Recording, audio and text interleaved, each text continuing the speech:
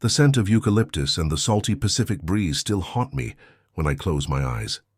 It was the darkest day of my life, the day I buried my Eliath in the Colma Cemetery, just outside San Francisco. 35 years of marriage, a lifetime built view by view from our Victorian house in Nob Hill, and suddenly, everything fell apart in an instant like a house of cards in the wind. Eliath Thompson, my wife, my partner, my best friend. She was an extraordinary woman, with blonde hair that danced in the bay breeze and blue eyes that reflected the depth of the ocean. An artist by calling, a gallerist by profession, she had transformed our shared passion for art into a thriving gallery in Union Square. Her delicate hands, which painted ethereal watercolors and curated memorable exhibitions, now lay motionless in a cold urn. A sudden heart attack, the doctors at UCSF Medical Center said. Dr. Martinez, the cardiologist, explained with a compassionate but clinical voice, "Mr. Thompson, it was fast. She didn't suffer. Fast without pain," they said. But the pain, that was all left for me like an open wound that the Pacific salt only made burn more. I felt like a ship adrift in the bay without an anchor, without a compass, in the middle of a stormy ocean of grief. Tears streamed silently down my wrinkled face, mixing with the typical San Francisco fog that fell over the cemetery like a ghostly cloak. It was as if the city itself was crying for the loss of Eliath, as if the icy winds from the Golden Gate were carrying the echo of my weeping. My daughter, Sarah, was by my side, her small warm hand squeezing mine with desperate force. She had inherited her mother's eyes, but now they were red from so much crying. At 32, Sarah was a younger version of Eliath, the same determination, the same passion for life, the same smile that could light up the cloudiest day in San Francisco. But at that moment, her gaze was lost on the distant hills of Marin County, as if she was looking for something she couldn't find. Beside her, my son-in-law, Michael, stood rigid as a statue. Michael Davies, a tall, broad-shouldered man with dark hair combed back and always dressed in impeccable suits. A successful lawyer with an office in the financial district, he had won Sarah over 5 years ago, with his charm and ambition. He tried to console me with carefully chosen words, but his phrases sounded empty, echoing among the century-old cypresses of the cemetery, like broken promises. "Dad, she's at peace now," Sarah murmured between sobs, her voice trembling like the leaves of the eucalyptus trees in the wind. "Mom wouldn't want you to suffer like this." I was there, surrounded by more than 200 people who had come to pay their last respects to Eliath. Renowned artists, collectors, art critics, neighbors from Nob Hill, gallery staff. Everyone said they loved me. Everyone offered a shoulder to cry on. But I felt more alone than ever, even with all of San Francisco stretching majestically below us. Eliath and I had built our life like a carefully composed work of art. We met at Stanford University, me studying English literature, her fine arts. It was love at first sight, during a student exhibition on campus. She was standing in front of one of her own paintings, an abstract watercolor that perfectly captured the golden light of the sunset over the bay, when I approached to praise her. Her eyes shone when she talked about art, about how each brushstroke carried an emotion, a story. We got married 2 years later, in an intimate ceremony at the San Francisco Botanical Garden, surrounded by exotic flowers and the sweet scent of magnolias. Our honeymoon was in Florence, where we spent weeks wandering through the Uffizi and small galleries hidden in medieval alleys. Eliath was ecstatic in front of every Botticelli, every Da Vinci, absorbing every detail like a thirsty sponge. When we returned, we decided that San Francisco would be our blank canvas. We bought the Victorian house in Nob Hill with our savings and a loan that would take decades to pay off. The house was an ambitious project. 3 floors of light blue painted wood, with white ornamental details and windows that offered stunning views of the bay. Eliath turned the 3rd floor into her studio, where natural light entered through strategically placed skylights. While she painted and dreamed of opening her own gallery, I worked as an editor at a small publishing house in Soma, publishing books of poetry and literary fiction. Our lives intertwined perfectly. She brought color and passion. I offered stability and rationality. When Sarah was born, 5 years after our wedding, our happiness seemed complete. The Thompson Arts Gallery opened its doors 10 years ago, in a privileged location in Union Square. Eliath had a clear vision: to promote emerging artists alongside established masters, to create a space where art and community could meet. She organized vernissages that became important social events in the city, always with her trademark: spectacular floral arrangements and musical selections that perfectly complemented each exhibition. Eliath's partners, Helena Evans and Patricia Davies, joined the business 3 years after the opening. Helena was an elegant woman in her 50s, with grey hair always tied in an impeccable bun and designer glasses. She had important connections in the international art world, promising to bring exclusive exhibitions to San Francisco. Patricia, younger, was a specialist in contemporary art and had a keen eye for discovering new talent. Now, as the pastor uttered the last words in Latin over Eliath's grave, my mind wandered to our unfulfilled plans. The trips to Tuscany that we always postponed, promising we would do them next year. The grandchildren Eliath would not see grow up in our Victorian house. The paintings she would never finish, still waiting in her studio like interrupted dreams. It was then that I felt a vibration, a persistent and urgent vibration in the inner pocket of my black Italian wool suit. The same suit I wore on our 30th wedding anniversary, just 6 months ago, when Eliath said I was more handsome than ever and that she felt like the luckiest woman in the world. I initially ignored the vibration. Who would dare to disturb such a sacred, solemn moment? But the vibration continued, as insistent as a foghorn cutting through the silence of the cemetery. It was almost like a silent scream, an urgency that could not be ignored. With visibly trembling hands, I slid my iPhone out of my pocket. The screen showed a text message from an unknown number with a 415 area code, San Francisco. My heart, already so fragile from the events of the last few days, began to beat unevenly like a discordant drum. I looked around discreetly. Sarah had her eyes closed, listening to the pastor's words. Michael was observing the horizon with a solemn expression. Helena and Patricia were a few rows behind, both dressed in black, their faces masks of respectful grief. No one seemed to have noticed my distraction. I opened the message with trembling fingers, and the words that appeared on the screen were like an 8-magnitude earthquake, violently shaking the foundations of my reality. I'm still alive. Don't trust anyone!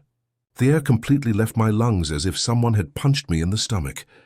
I felt my head spin violently, the world around me collapsing like the city's buildings during the great earthquake of 1906. My legs became weak, wobbly, and for a terrible moment I thought I was going to faint right there, in front of all the mourners, Eliath, alive. The words on the screen seemed to dance before my eyes like mirages in the desert. It couldn't be real. It was impossible. I had seen her body in the hospital. I had held her cold hand while the doctors confirmed her death. I had chosen her coffin, her favorite flowers, white lilies and yellow roses. I had organized every detail of the funeral with the painful precision of someone who needs to stay busy to not go insane. Was it a cruel joke from someone trying to take advantage of my pain? A hallucination caused by stress and denial? My rational mind, trained by decades of editing and literary analysis, sought logical explanations. But my heart was racing with a dangerous and irrational hope.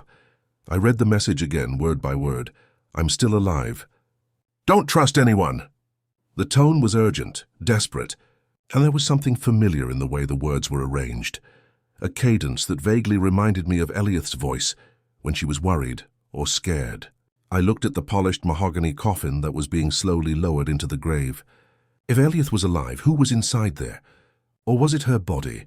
And the message just a macabre coincidence, a trick from someone who knew about the funeral? My eyes wandered over the faces around me with new suspicion.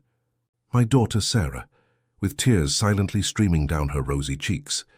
My son-in-law Michael, with his stiff posture and overly controlled expression. Helena Evans, with her expensive dark glasses hiding her eyes. Patricia Davies, nervously biting her glossed lower lip. Who couldn't I trust? The message was clear. No one was above suspicion. Who among those people who were hugging me and offering condolences under the century-old redwoods was lying? Who could be involved in a conspiracy so elaborate that it included faking my wife's death? The seed of doubt was planted at that exact moment, buried deep in the fertile soil of my nascent paranoia. It began to grow immediately, like the fog that rises from the cold waters of the bay to meet the warm air, enveloping everything in a haze of uncertainty. Dad, are you okay?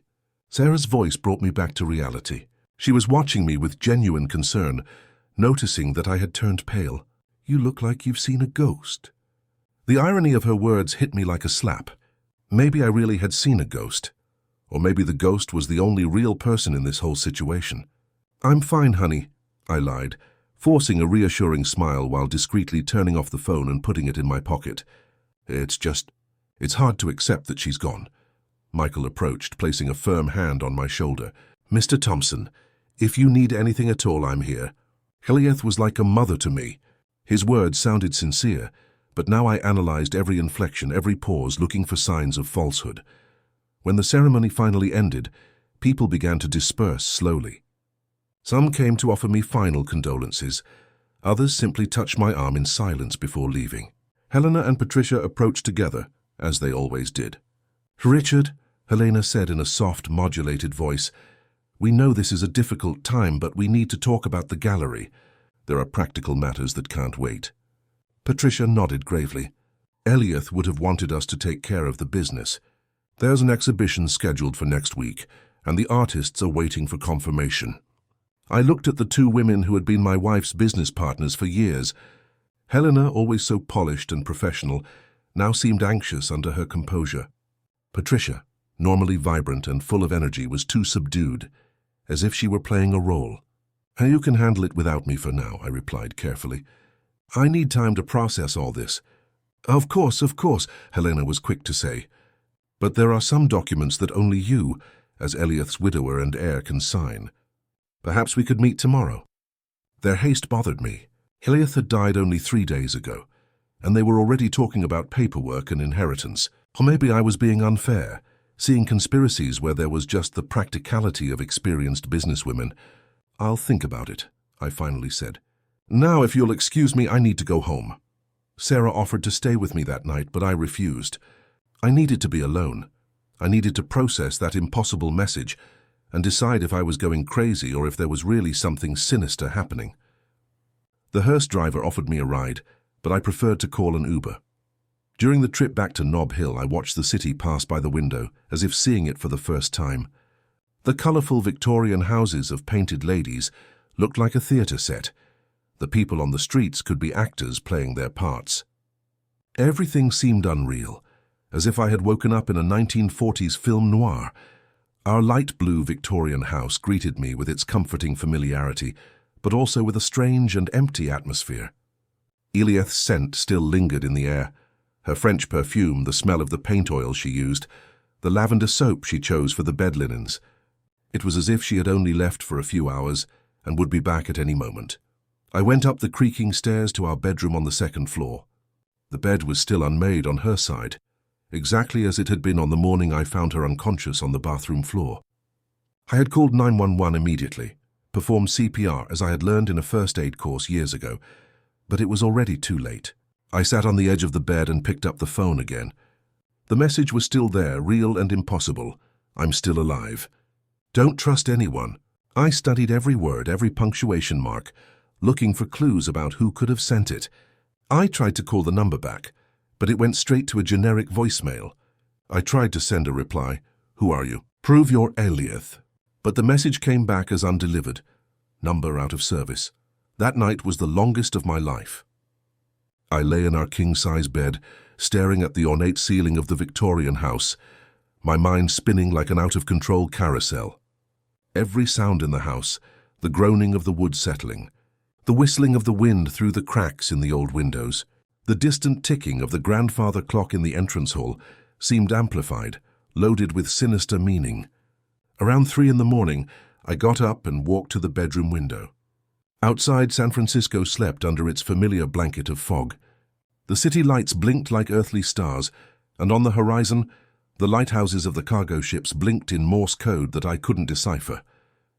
Everything seemed normal, but I couldn't shake the feeling of being watched. The message had created a crack in my reality, and now everything was leaking through it. If Eliath was alive, that meant her death had been staged. But why and by whom? And if she was alive, where was she now? Why couldn't she just come home? I went down to the kitchen and made coffee, even though I knew the caffeine would only worsen my anxiety. I sat at the table where Elliot and I had breakfast every day for 3 decades, reading the news on her iPad while she flipped through art magazines. Now the table seemed huge and empty, like a stage without actors. I picked up Elliot's iPad, which was still charging on the counter. Maybe there were clues there. Strange emails, suspicious messages, some indication that she was planning to disappear. But when I tried to unlock it, I discovered that she had changed the password. Throughout all our years of marriage, we used simple passwords that we shared freely. But now I was faced with a 6-digit code that I couldn't guess. I tried our anniversary date, Sarah's birthday, even the date we bought the house.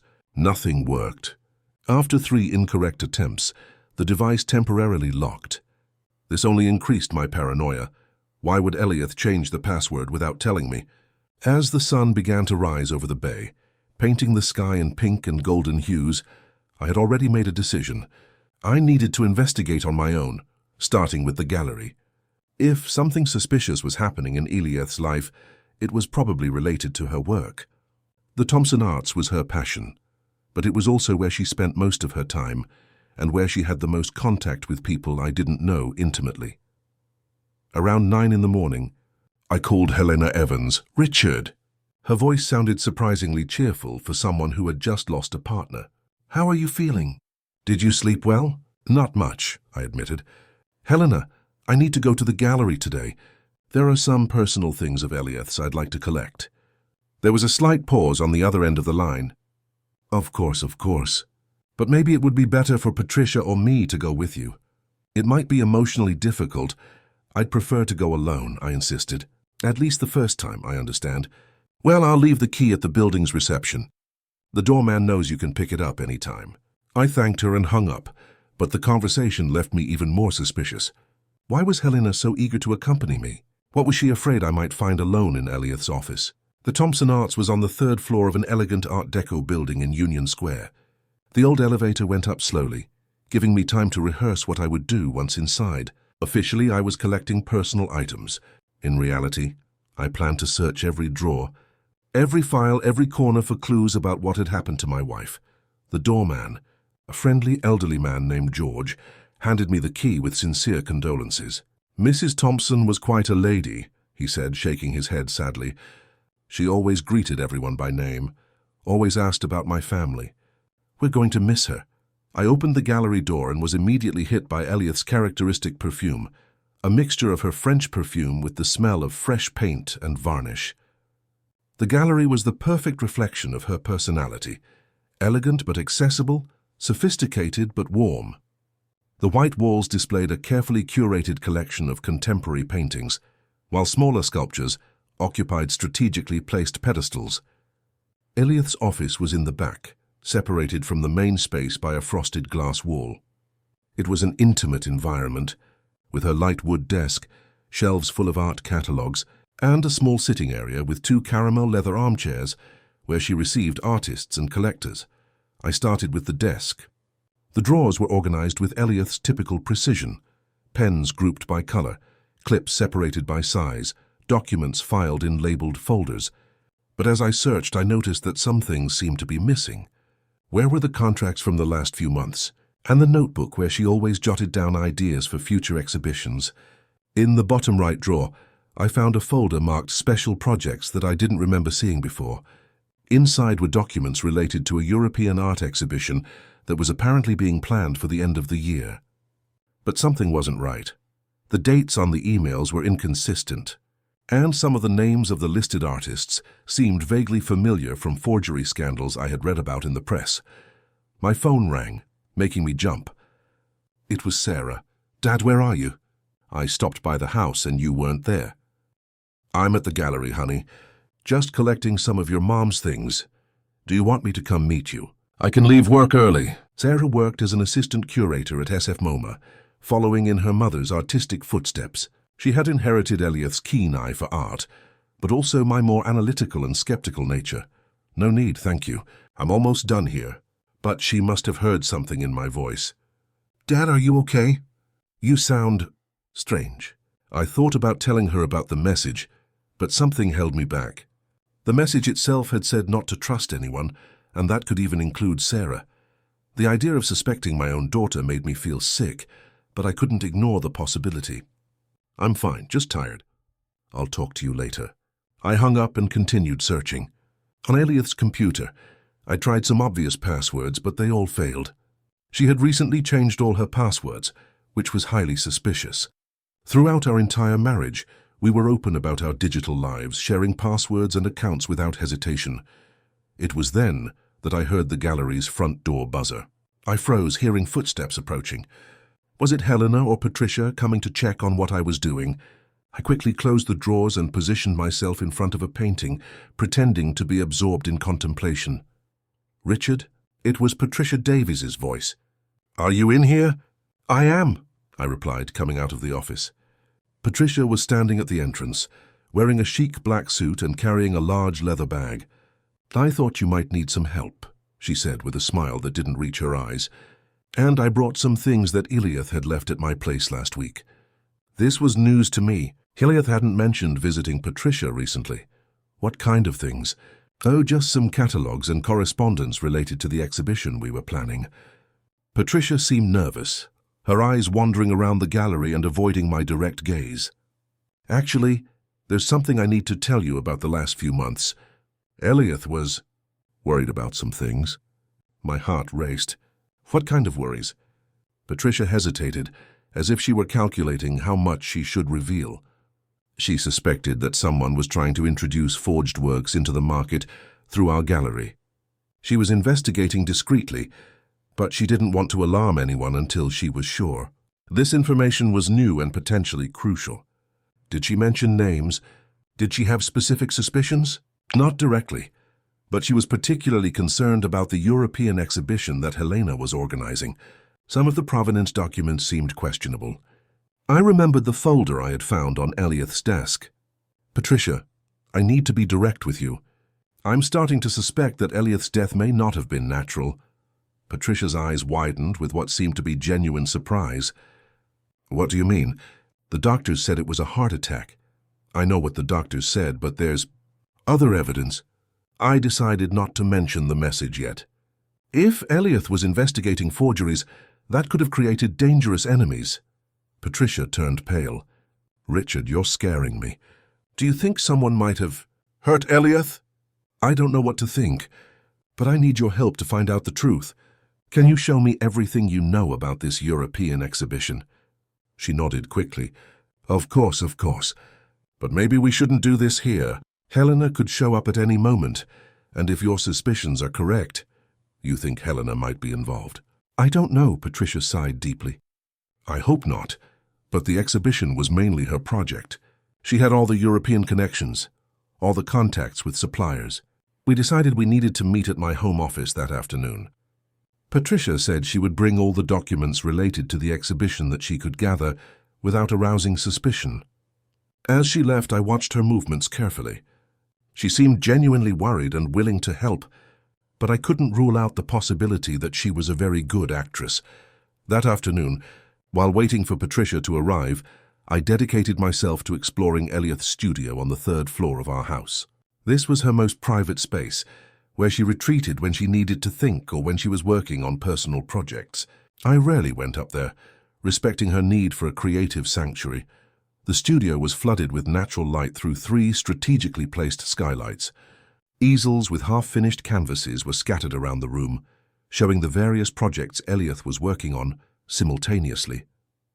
There was a delicate still life with pears and a crystal vase, an abstract portrait that could have been of Sarah, and a seascape that perfectly captured the changing light of the San Francisco Bay. The walls were covered with shelves filled with paint tubes, brushes of all sizes, palettes covered in dried colors, and jars of solvents and varnishes. The familiar smell of linseed oil and turpentine still hung in the air, as if Elioth had been painting just a few hours before. It was behind her most recent canvas, the seascape, that I found something unexpected. Taped to the wall was a manila envelope, almost invisible unless you knew where to look. With my heart racing, I carefully peeled it off. Inside the envelope were photographs of paintings I didn't recognize, but that were clearly by Elioth. Not the commercial paintings she created to sell in the gallery, but something different, extremely accurate copies of famous works. There was a perfect reproduction of a Monet that I was sure I had seen at the Musée d'Orsay in Paris, a Van Gogh that looked identical to the ones I knew from MoMA in New York. My mind raced to process the implications. Was Elliot making forgeries? That seemed impossible. She was one of the most honest people I knew, always defending authenticity in art. But the evidence was right before my eyes. I continued searching and found a small notebook hidden behind a pile of canvases. The handwriting was definitely Elliot's, but the content was disturbing. There were lists of names, some I recognized as important San Francisco collectors, others completely unknown. Next to each name were numbers that looked like monetary values, some reaching hundreds of thousands of dollars. But the most disturbing were the notes in the margins. He suspects, be careful. PD asking too many questions. Need to find a way out before it's too late. Hey, Helena Evans, PD, Patricia Davies.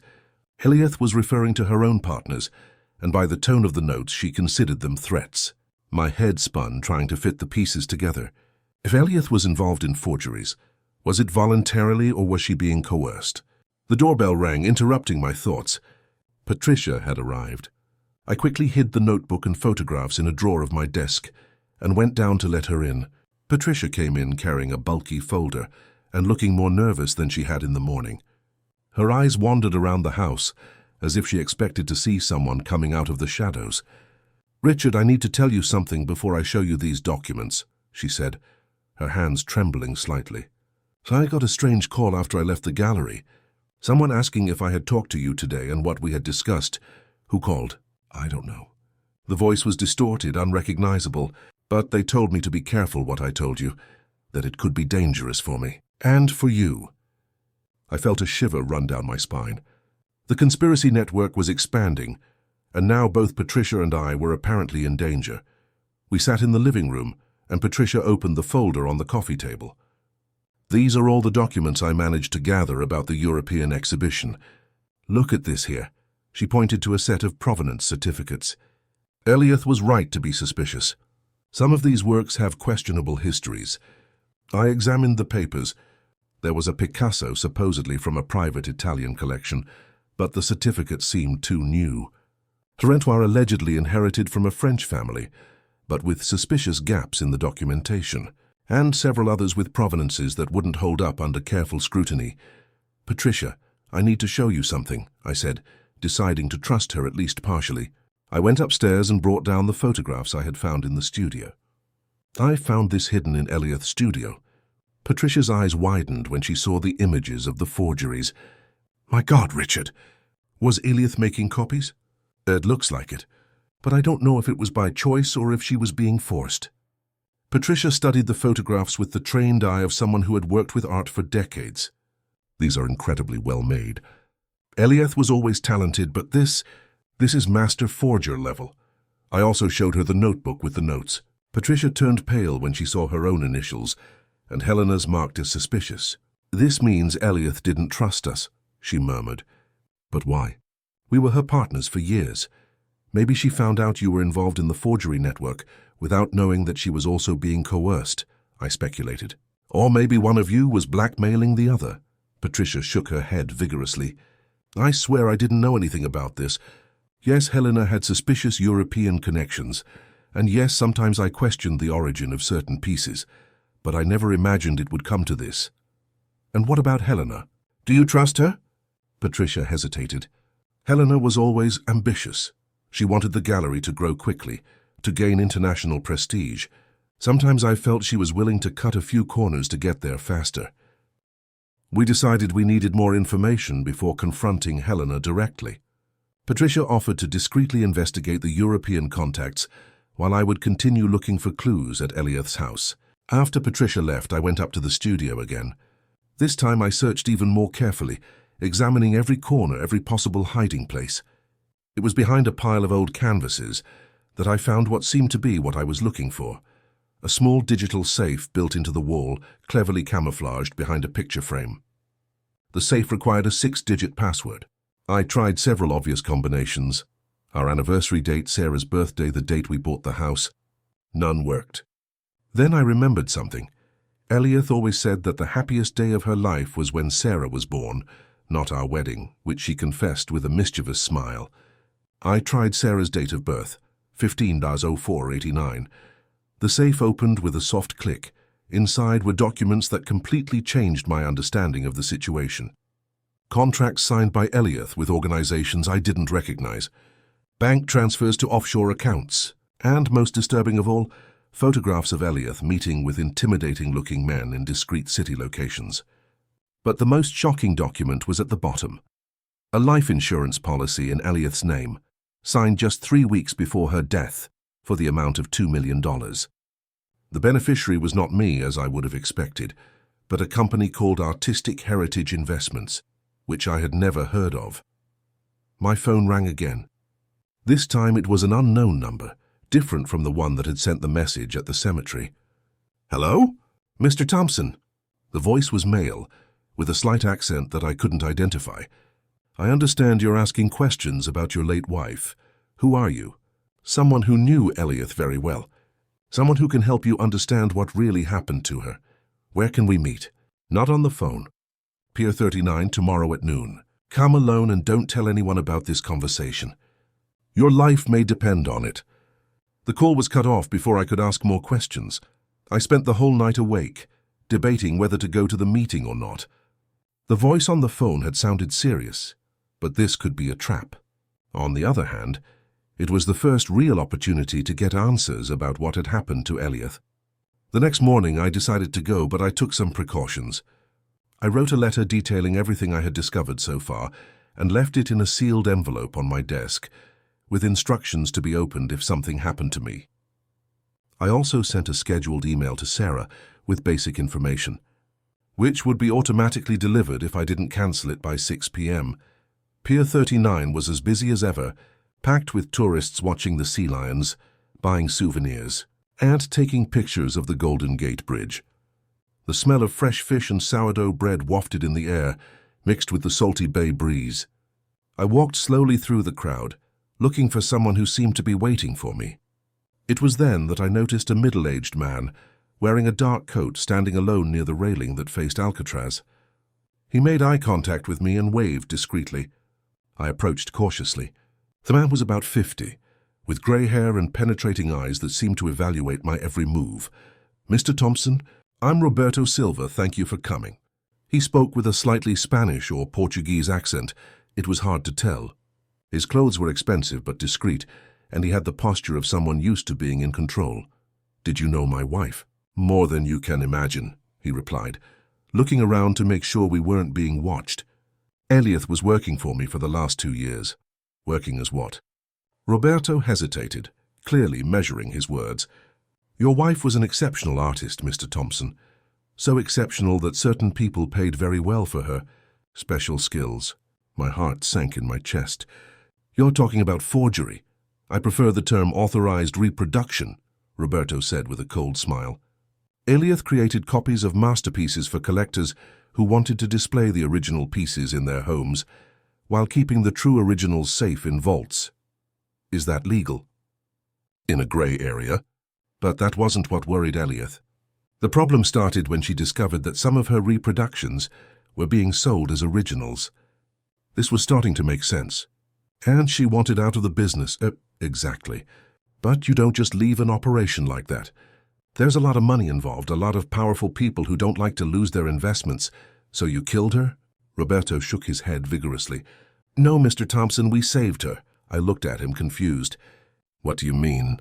"Elliot came to me 3 weeks before her supposed death. She had discovered that Helena Evans was selling her reproductions on the European black market, claiming they were originals stolen from museums during World War II. The scheme was netting millions of dollars, and you decided to fake her death." "It was her idea," Roberto insisted. "Elliot knew that Helena wouldn't hesitate to eliminate her to protect the business. So we came up with a plan. A doctor friend of ours provided a drug that simulates a heart attack, but is completely reversible if the antidote is administered within 6 hours. My mind was spinning. So Elliot is really alive? She is, but in a safe location, away from San Francisco. She wanted to tell you the truth, but it was too dangerous. That's why the message at the funeral. She needed you to know, but she also needed you to be careful. Where is she? Roberto looked around one more time before answering. I can't tell you that yet. First, we need to make sure Helena and her associates have been neutralized. And for that, we need your help. My help? Helena trusts you. As Eliath's widower, you have access to things she wants. Documents, bank accounts, information about clients. If you cooperate with us, we can gather enough evidence to bring down her operation. And if I refuse? Roberto's expression hardened. Then Helena will eventually find out that Eliath is alive, and both you and she will be in grave danger. I felt as if I was at an impossible crossroads. On one side, a man who claimed to be protecting my wife but who admitted to being involved in illegal activities. On the other, Helena, whom I had known for years but who was apparently running an international criminal operation. What do you want me to do? Tomorrow, Helena will look for you again about the gallery documents. Let her access whatever she wants, but record the conversations. Install this device on her computer if you get the opportunity. He handed me a small USB drive. And keep your eyes peeled for anything suspicious. I took the USB drive, feeling its insignificant weight compared to the magnitude of what it represented. How do I know I can trust you? Roberto smiled and took a small object out of his pocket that made my heart stop. Eliath's wedding ring, with the inscription I had had engraved inside. Forever. So she asked me to give you this as proof, he said. And she asked me to tell you that she loves you more than any work of art in the world. Those were exactly the words Eliath would use. I took the ring with trembling hands, feeling a mix of relief and terror. When will I be able to see her? Soon, if everything goes well. But first, Helena. As Roberto had predicted, Helena called the next morning. Richard, dear, I hope you don't mind, but we really need to solve some urgent issues about the gallery today. There are contracts that are expiring, and payments that need to be made. Her voice sounded more anxious than usual, with a poorly disguised urgency that made me suspect she knew I was investigating. Of course, Helena. Can you come here to the house? I'd rather not go out today. Perfect. I'll be there in an hour. I used the time to prepare. I installed a recording app on my phone and strategically positioned it on the living room table. I also hid a small camera I had bought that morning behind some books on the shelf. Helena arrived punctually, as elegant as ever in an expensive gray suit and carrying an Italian leather folder. But there was something different about her, a tension in her shoulders, a way her eyes constantly scanned the room. How are you coping with all this, Richard? She asked, sitting in the armchair across from me. I know it must be devastating. I'm taking it one day at a time, I replied, studying her expression. Actually, I've been spending some time organizing Eliath's things, trying to understand some of the projects she was working on. I saw a flash of something, concern. Fear quickly crossed Helena's eyes. Oh, what kind of projects? Well, I found some interesting documents about the European exhibition, and some paintings in her studio that I didn't recognize. Helena became very still. What kind of paintings? Reproductions, very well made, of famous works. I let the words hang in the air between us. Richard, Helena said carefully, there are some things about Eliath that maybe you didn't know. She was, how can I put it, more ambitious than she appeared. What do you mean? Helena opened the folder and took out some photographs, the same ones I had found in Eliath's studio. My blood ran cold when I realized that she had been in my house, in Eliath's private space. I found these in the gallery office last night, she lied softly. Eliath was involved in activities that could compromise the entire gallery's reputation if they were discovered. Are you suggesting my wife was a criminal? I'm suggesting that your wife was in business with some very dangerous people. And now that she's gone, those people might come after you, hoping you'll continue her work. It was a clever move, to paint Eliath as the villain while positioning herself as my protector. But I already knew the truth. What kind of people? International forgers, art smugglers. The kind of people who don't hesitate to eliminate anyone who gets in their way. Helena leaned forward, her voice taking on a convincing tone of urgency. Richard, I know this is hard to accept, but Eliath was planning to leave you. She had transferred large amounts of money to offshore accounts. The insurance policy she signed was part of a plan to disappear with a new identity. This was partially true, I knew, but distorted to serve Helena's purposes. Do you have proof of that? I do. She took more documents from the folder, the bank transfers and the insurance policy that I had found in the safe. I found all of this on Eliath's computer. She was planning to fake her own death and leave you with the debts. It was a perfect narrative woven with threads of truth, but twisted to hide the real culprits. If I hadn't talked to Roberto, I might have even believed it. What do you suggest I do? Work with me, Helena said, her eyes shining with what she probably thought was maternal sincerity. Help me clean up the mess Eliath left behind. We can protect the gallery's reputation and your own safety. How? First, I need all the works that Eliath was creating. The reproductions. We can destroy them, eliminate any evidence of the gallery's involvement. And then I'll take over the gallery completely. You'll receive a generous compensation and be free of any legal responsibility. It was a tempting offer for someone who really believed that his wife had betrayed him. But for me, it was the final confirmation that Helena was trying to eliminate evidence and take full control of the forgery operation. So I need to think about it, I said, trying to buy time, of course. But don't take too long, Richard. The people Eliath was involved with are not known for their patience. After Helena left, I immediately called Roberto. She took the bait, I reported. She tried to convince me that Eliath was the villain and offered to protect me if I handed over all the evidence to her. Perfect. Were you able to install the device? I didn't have the opportunity. She didn't leave the folder alone for a minute. Don't worry. What we got today is enough to start. The recordings show a clear attempt at manipulation and concealment of evidence. What happens now? Now we wait. Helena will try to speed things up. She'll probably try to pressure you more in the next 24 hours. When she makes her next move, we'll be ready. The next morning, I woke up to the insistent sound of the doorbell. I looked through the intercom and saw Patricia at the door, looking agitated and scared. "Richard, I need to talk to you urgently," she said as soon as I opened the door. "It's about Helena." I led her to the living room where she sat on the edge of the armchair, clearly nervous. "Last night, after our conversation, I decided to investigate Helena's European contacts more thoroughly," she began. "I called some collectors I know in France and Italy. And you found something? Worse than we thought. Helena is not just a go-between in the forgery network. She's one of the main organizers. For years, she's been using our gallery's reputation to authenticate fake works on the international market. This confirmed what Roberto had told me, but it was good to have a second source. There's more," Patricia continued. "I talked to an insurance investigator in Paris who was tracking a series of lost monnets that recently appeared on the market. All the sales were facilitated through our gallery, with documents signed by Eliath. Forged documents? That's what I thought at first. But then I remembered something. Eliath had asked me to sign some documents a few months ago, saying they were for authentication backup, in case she was out of the office. I signed without questioning, trusting her. My heart sank. Helena was using both of you without your knowledge. Exactly.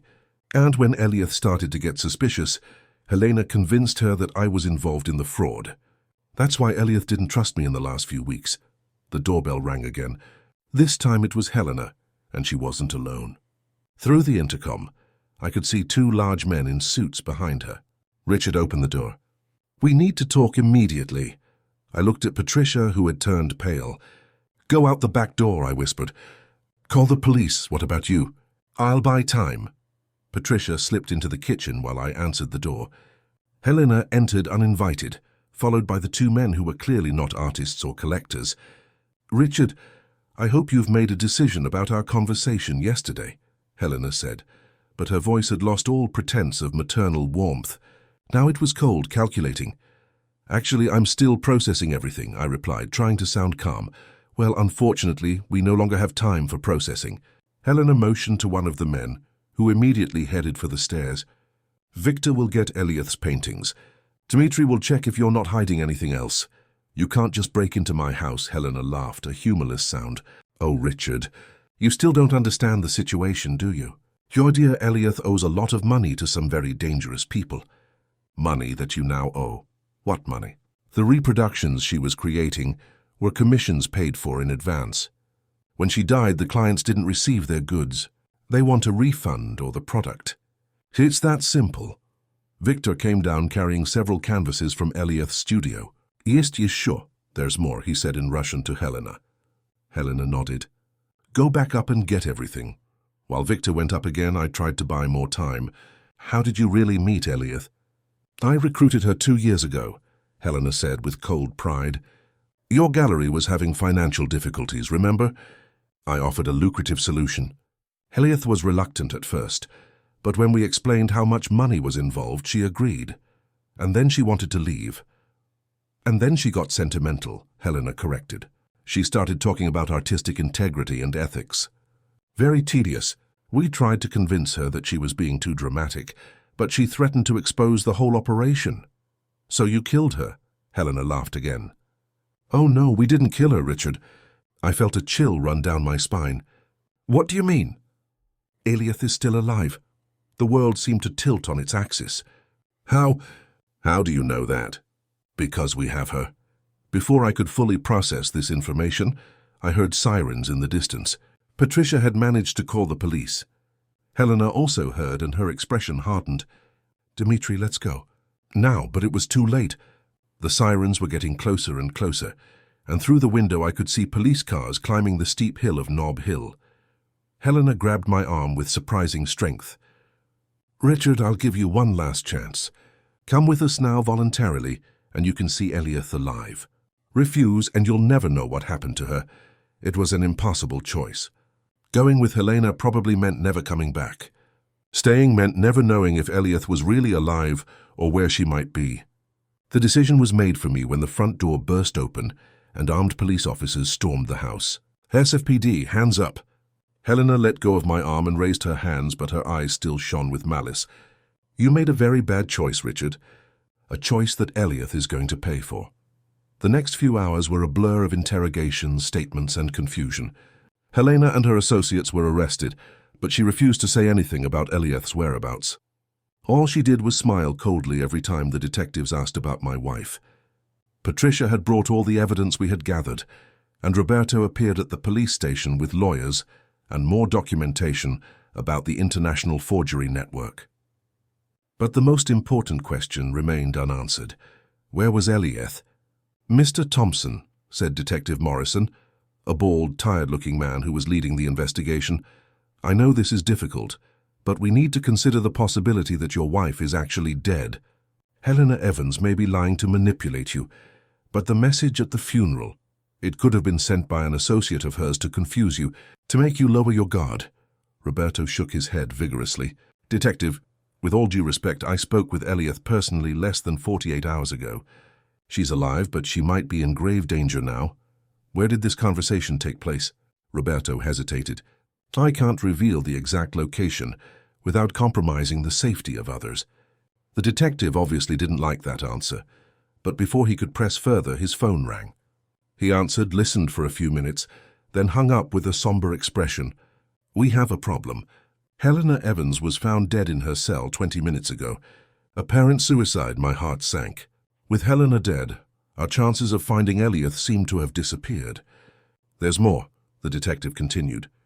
Before she died, she wrote something on the cell wall with lipstick. What? An address in Sausalito. Roberto and I exchanged looks. Sausalito was where Roberto had said he would meet me with Eliath for the first time. Detective, Roberto said urgently, I need to go to that address immediately. If Eliath is there, every minute counts. I can't allow civilians to... Then come with us, I interrupted. But we can't wait for warrants or procedures. If my wife is alive and in danger, I need to try and save her. After a quick discussion with his superiors, Detective Morrison agreed to accompany us with a small team.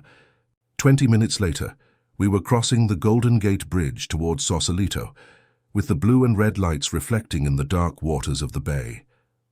The address that Helena had written led to a complex of floating houses in a secluded marina.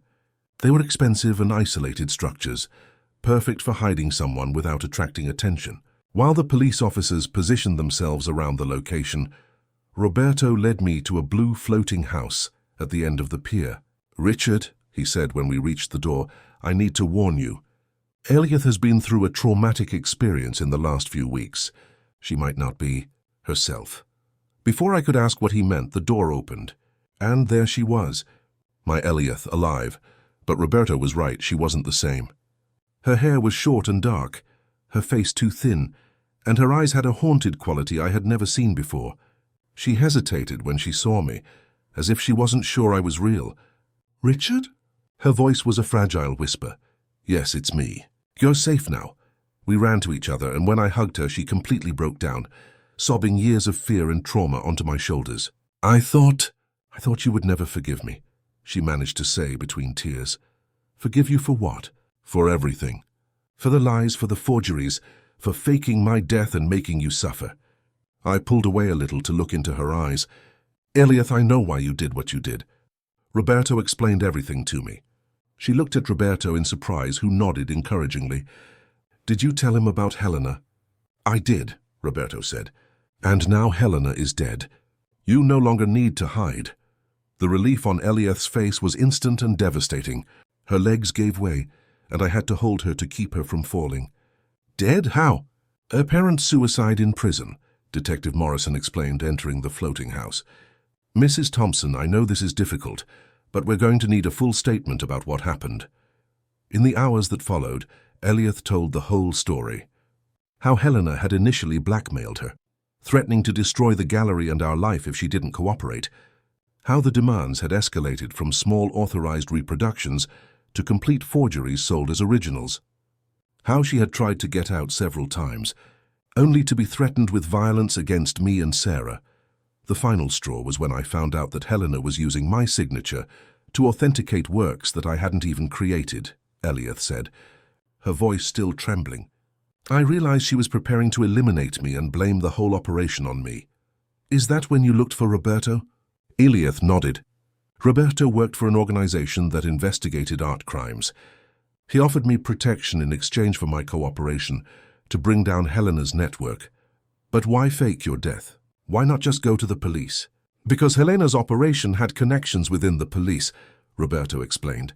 "Some of the forged works were being used to launder money from other criminal activities. We didn't know who to trust." Eliath took my hands in hers, which were surprisingly cold. "Richard, you have to understand. Every day away from you was agony.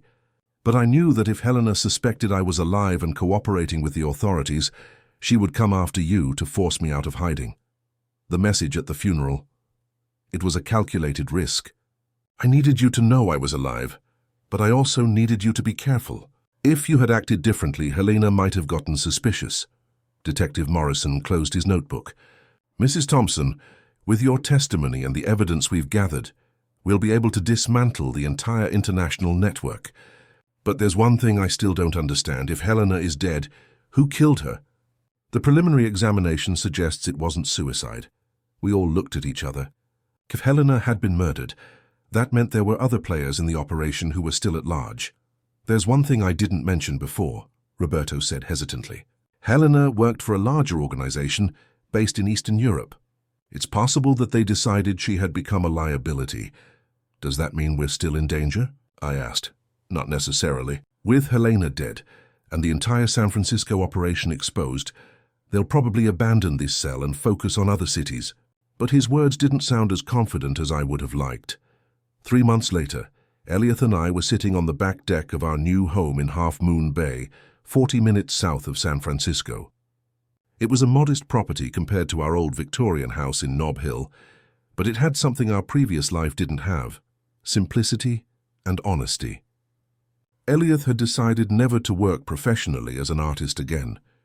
The trauma of having her art used for criminal purposes had left deep scars. Instead, she now taught painting classes to children at the local school, rediscovering the pure joy of artistic creation through young eyes. "Do you miss it?" I asked, watching her work on a simple watercolor of the sunset over the Pacific. "The gallery? The business?" "No," she answered without hesitation. "But I miss the woman I was before all this started. The woman who believed that art was only about beauty and truth. That woman is still here," I said, gently touching her face. "She just needed to remember who she really was." Sarah came to visit us every weekend. Initially, she had been furious with Eliath for making her believe she was dead, but she eventually understood that there was no other choice. Michael, on the other hand, never managed to accept the situation. The divorce was finalized the previous month, and Sarah seemed happier and freer than she had been in years. "There's one thing I never asked you," Eliath said during dinner that night. How did you know you could trust Roberto? It was a good question. Instinct, mostly. And the fact that he had your ring. But what if it had been a trap? What if he was working with Helena? Then I would have been a fool, I admitted. But sometimes you have to trust someone, even when all the evidence suggests you shouldn't trust anyone.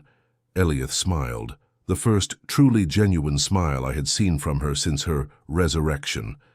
It's funny how the most important messages of our lives come at the most unexpected moments. What do you mean? That message I sent at your funeral, I'm still alive. Don't trust anyone. It was meant to protect you, but it was also about me. I needed to remind myself that I was still alive inside, despite everything I had been through. We looked at the ocean together, where the waves broke rhythmically on the beach below. Somewhere out there, cargo ships were carrying containers full of legitimate and illegitimate goods to ports around the world. Crime never stops, but at least our part in it was over. Do you think we did the right thing? I asked. Cooperating with Roberto? Exposing Helena? Or faking my death? All of it. Eliath was quiet for a long moment. I don't know if we did the right thing, she finally said, but we did the only thing we could do, and still managed to come out of it with our integrity intact. That night, when we went to bed, Eliath snuggled up against me the same way she had for 35 years. But there was a different quality to her touch now, a conscious gratitude for every moment together, an appreciation for the simplicity of being able to sleep safely in each other's arms. Richard? She whispered in the dark. Yes? Thank you for not giving up on me, for continuing to look even when everything suggested that I had betrayed you. How could I give up on you? You're my masterpiece, she laughed softly. That was terrible even for you, I know. But it's true. 1 year after Eliath's death and resurrection, we received an unexpected letter. It was from Patricia, who had moved to Portland after the gallery was permanently closed. Dear Richard and Eliath, she wrote, I hope you are well and happy in your new life. I wanted you to know that Roberto contacted me last month with some interesting news. The organization behind Helena has been dismantled by Interpol. Apparently, our cooperation provided the final piece of the puzzle they needed to track down the entire network. Dozens of people have been arrested in 6 countries, and millions of dollars in stolen art have been recovered. Most importantly, Roberto wanted you to know that you are no longer in danger. The organization is effectively extinct, and the few members who escaped prison are too busy hiding to worry about you. I've opened a small gallery here in Portland, focused exclusively on emerging local artists. It's smaller than our old operation, but it's 100% honest, and that's worth more than all the international prestige in the world. I hope that one day we can meet again under happier circumstances. With love and admiration, Patricia. Eliath finished reading the letter aloud and folded it carefully. It's good to know that Patricia is well, she said. I always felt bad that she was manipulated by Helena as much as I was. And it's even better to know that we can finally stop looking over our shoulders, I added. That weekend, we decided to do something we hadn't done in more than a year. We went back to San Francisco. Not to visit our old house in Nob Hill, which had been sold to cover legal costs and restitutions, but to visit SF MoMA, where Sarah was curating an exhibition on art and integrity. It's ironic, Eliath said as we walked through the museum's galleries, that everything I went through has made me appreciate real art more.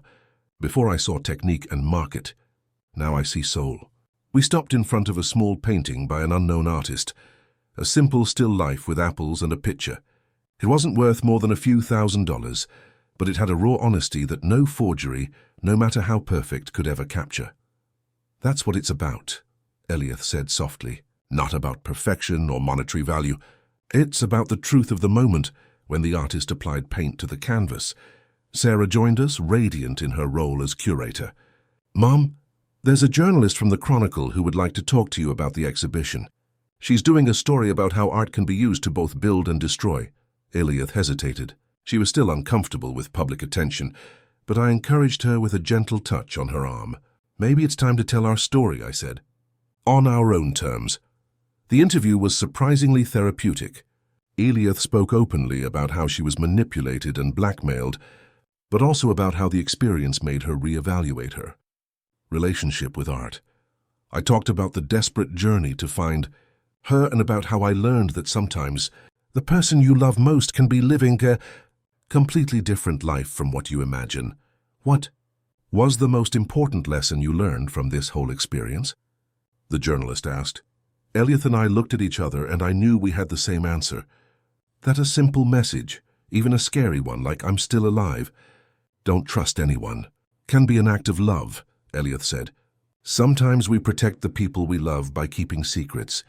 Other times we protect them by revealing the truth, no matter how painful it is.